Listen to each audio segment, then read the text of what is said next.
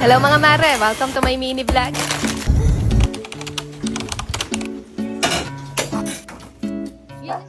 Magandang araw mga mare. Eto at on the way kami ngayon papunta sa grocery dahil medyo marami na kaming ubos na stock sa bahay. Kaya eto at namili lang din muna kami ngayon. Mabilis ang pamimili lang tong ginawa namin dahil siningit ko nga lang to sa schedule ko. At pagkatapos nga namin dito pinaglaro lang din muna namin saglit dito tong batang maliit. Nadaanan kasi namin to at bigla ngang nagturo ang bata. Kaya ayan at pinagbigyan lang din muna namin siya ng isang ride. Pero nung natapos na nga yung isang ride ayaw niya pa rin talagang umalis dyan. Kaya ayan at pinagbigyan lang ulit namin siya ng isa pang ride. Pero pagkatapos nga mga mare ayaw niya pa rin talagang umalis dyan, kaya pinilit na lang namin siyang kuhanin dahil medyo marami pa talaga akong kailangan gawin sa bahay. Pagka-uwi namin, inayos ko lang din muna dito sa gilid itong mga pinamili namin at tinanggal ko na rin dito yung mga fresh para mailagay ko na rin muna sa ref. Hindi ko muna inayos itong mga pinamili namin at mamaya ko na nga lang yan ilalagay sa kanya-kanyang lagayan dahil uunahin ko nga muna magluto ng hapunan. Ayan at nagpalit lang din muna ako ng damit at mabilis ang luto lang din muna yung gagawin ko ngayon dahil kailangan ko pa rin nga mag-edit ng mga videos ko pagkatapos ko dito. Kaya eto at burger steak na nga lang yung naisipan kong lutuin ngayon at ayan, pinagkasya ko na nga kagad yung 6 na piraso dito sa kawali para mabilis lang matapos.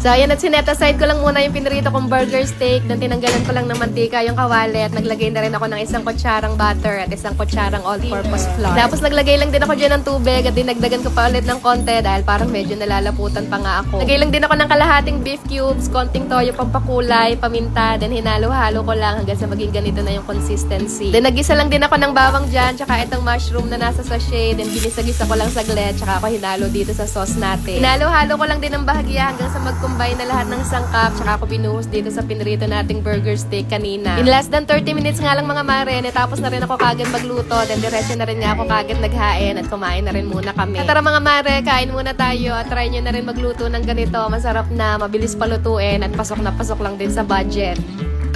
Pagkatapos namin kumain, niligpit ko na rin kagad itong mga pinagkainan namin. Pinunasan ko lang muna tong mesa at pagkatapos, nilinisan ko lang din muna tong lababo tsaka yung lutuan ko. Bale, ito lang naman yung lilinisan ko mga mare. Tapos sa mga hugasan naman, si kuya na ang bahala dyan dahil siya talaga palagi yung nakatoka sa gabi. Pagdating kasi dito sa lutuan ko mga mare, mas gusto ko talaga yung ako mismo yung naglilinis para pati nga yung mga singit-singit, malinisan rin ng ayos.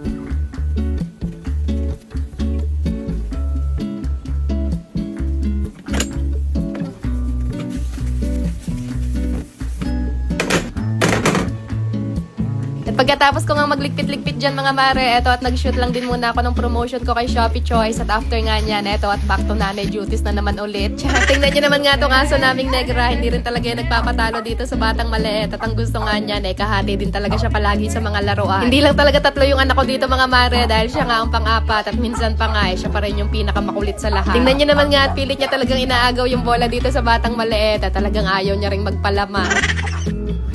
Yay! Pepper yung green. Dali.